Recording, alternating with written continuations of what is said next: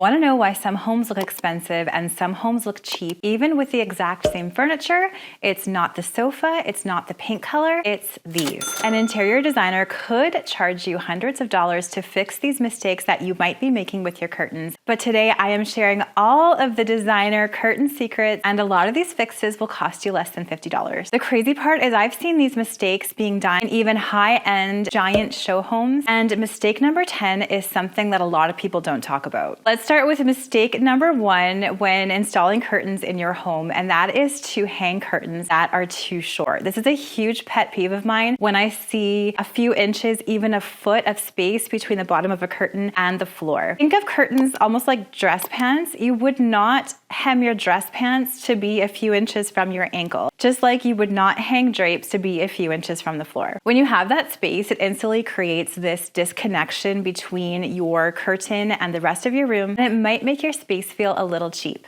The ideal length should be a drape that just grazes the floor. This is my favorite length for curtains. You could even have a curtain that just kisses the floor with a slight break. I've seen this a lot in bedrooms. And controversially, there is the puddle style that I see a lot in a French country style or a cottage style home decor, but this isn't a look that I would recommend if you have pets. So my pro tip is to hang your curtains on the rod that you'll be using and use the hardware that you'll be using too. Make a mark where the curtains hit the floor and add 1 to 2 inches for a hem. And don't forget, you don't need to know how to sew to hem drapes. You can use something called hem tape and your iron to hem your drapes to the perfect length for your home. If you're looking for long and affordable drapes, IKEA has so many options. Lots of their drapes are 108 inches, so they'll work for all sorts of ceiling heights, and you can hem them with hem tape. I often get asked what to do with curtains if you have a radiator beneath your window and you cannot, for safety reasons, have curtains that touch this. In this case, I'd recommend using some sort of tailored window treatment like a Roman shade. You can DIY one, and I'll leave a link to my tutorial for that down in the description box below. This next mistake instantly shrinks your room, and that is hanging your curtains too low. I have done this in the past. I did this in my home office. I hung my curtains essentially just above the window frame, and it made the whole room feel shorter. If you hang your curtain rods high up on the wall, it's going to make your ceilings feel taller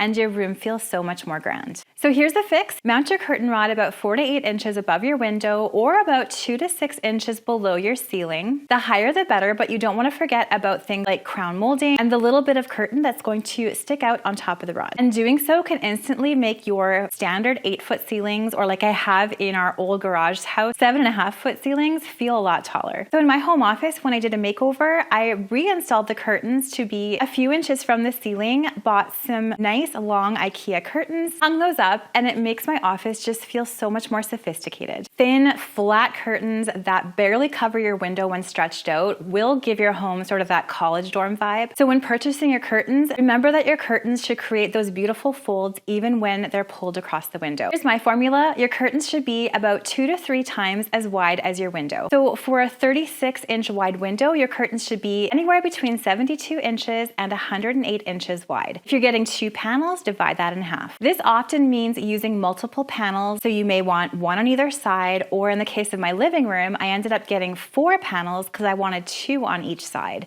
So when I pulled them shut, they had that nice voluminous look. In my living room, I used 4 of the IKEA die tag panels. These are beautiful linen curtains. I've looked everywhere for linen curtains, and these ones are the best deal. You can even attach the panels together on either side if you wish, and just use that hem tape to do so. Curtain mistake number 4 is using cheap looking fabrics for your curtains.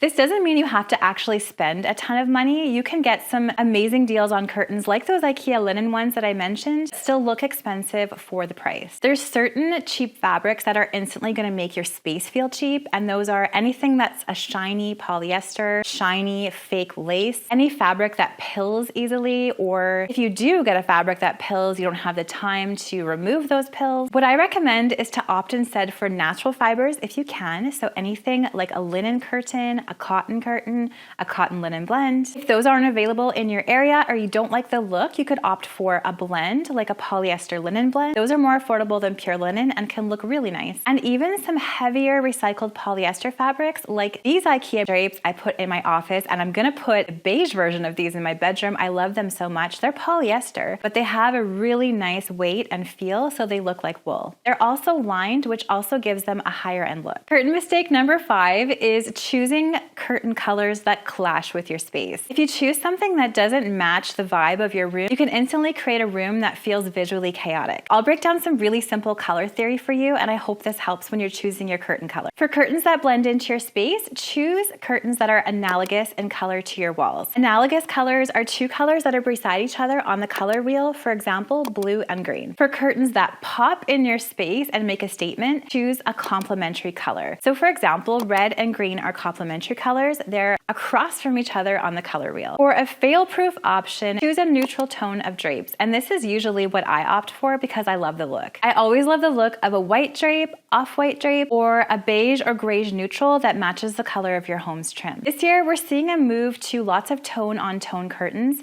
that really blend into the surroundings. But then on the opposite side, we're also seeing a lot of people making some fun decisions with their curtains and using some interesting patterns and colors to really make a statement with their space. So do something that you love in your own space. And speaking of patterns, that brings me to curtain mistake number 6, which is choosing conflicting patterns when you're purchasing your curtains.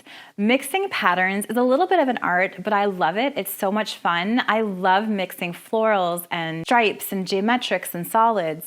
And the biggest mistake I see with this is people choosing patterns that compete rather than complement each other. So all you have to do is follow this simple rule. Contrast both scale of the pattern, so the size of the pattern, and the pattern type. So different pattern types would be florals, stripes, geometrics, solids. For example, if you have large floral pillows on your sofa, choose drapes that are solid or striped. If you have bold striped wallpaper, maybe you're going to choose some curtains that are a smaller floral or a solid. If you have a really busy, textured, colorful area rug in your space, maybe again, you're going to opt for a more solid curtain. But if your room is filled with solid patterns, maybe you want to do something more fun on your drapes, like a beautiful floral pattern. My DIY black and white floral drapes in my breakfast nook work here because I'm pairing them with some geometric and striped pillows on the bench, as well as lots of solid patterned furniture. Bedroom curtains and living room curtains generally should not be the same weights. Matching the function of the curtain and the weight of the fabric is essential, and I have made this mistake of not doing this in the past. Bedrooms usually require a blackout curtain, so you want to look for a curtain that has a beautiful blackout lining, and that's going to help create that nice dark space for you to sleep in. Living rooms, you can usually go for a medium weight curtain, and this really depends on what sort of privacy you need in your space. We live out in the country, so I just use medium weight, no lining drapes in our home. Kitchens and breakfast nooks, generally you can go for lighter weight fabrics that filter the light in and create a nice sunny space. I've learned this lesson the hard way multiple times, but especially in our vacation rental property, I put some what I thought were beautiful white drapes in the bedroom, but they were unlined, so immediately our guests were unhappy with the fact that the room was not dark at night. So I had to swap them out with some blackout drapes, and those work so much better. Let's talk about mistake number 8, and that is ignoring your hardware, which can truly make or break the look of your curtains.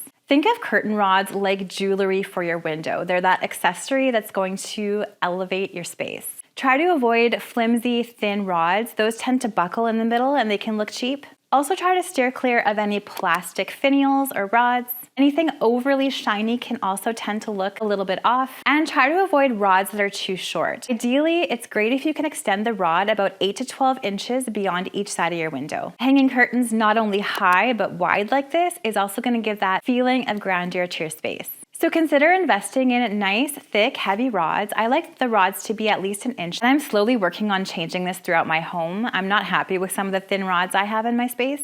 Think about matching your curtain rods to the other metallic elements you have in your home, like your doorknob, your cabinet hardware, etc. And if you have a curtain rod that's longer than 5 feet, don't forget to install supports in the middle of your rod to make sure it doesn't buckle. A budget tip is you can spray existing hardware with a metallic spray paint to give it that higher end look. Just make sure to apply clear coat after so that when your curtains are sliding on the rod, they don't chip away at the paint. Now, how you hang your curtains matters just as much as the curtains themselves. Those grommet top drapes can also give that dorm room feeling. I've used them in the past. Again, I'm slowly changing to hanging methods that look a little bit more sophisticated. So here are some more contemporary options from most formal to least formal. Pinch pleats, which has been very, very popular over the last couple years. Back tabs, which is that hidden hardware look, but can also look a little bit more formal. Rod pockets, which is a little bit more cottage and casual. And finally, tie tops, which is very cottage and French country looking.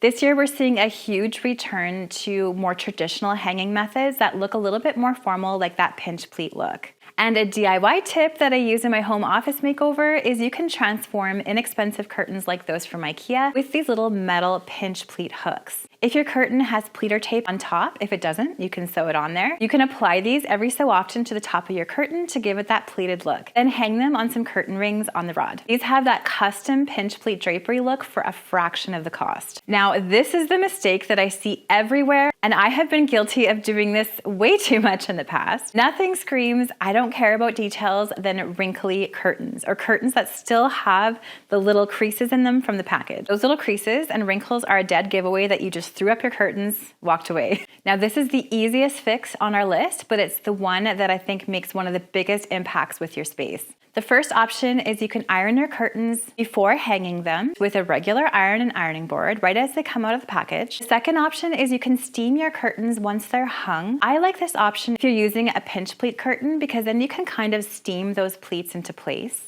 Option 3, for extremely stubborn wrinkles, you can try hanging your curtains in a steamy bathroom. So while you're taking a shower, for example. I invested in a $30 handheld steamer years ago, and this has been one of my favorite tools to use when I'm hanging curtains. Even just 15 minutes of steaming can completely transform your curtains and make them look so much more expensive than they actually are. I'll leave a link to my favorite steamer down in that description box below. Now I want to remind you of something really important. These are guidelines and not rules. Your home should reflect your style and what you and your family love. I've always believed this, and I will continue to believe this. If you adore the look of shorter curtains or have a creative reason for hanging them lower, do it. Do what you love and what makes you happy in your own home. These tips are simply starting points if you're just unsure of where to start when hanging your curtains, or if you feel like there's just something off. I think the most beautiful homes aren't the ones that follow every single design rule perfectly. They're the ones that reflect you and your personality, that make you and your family feel comfortable in your space, and that make your guests feel welcome too. If you love this video, you're gonna love my video where I shared 10 decorating ideas that completely changed my life. These are design principles that have taken my home from blah to designer worthy. I'm gonna leave this video for you to watch next right here.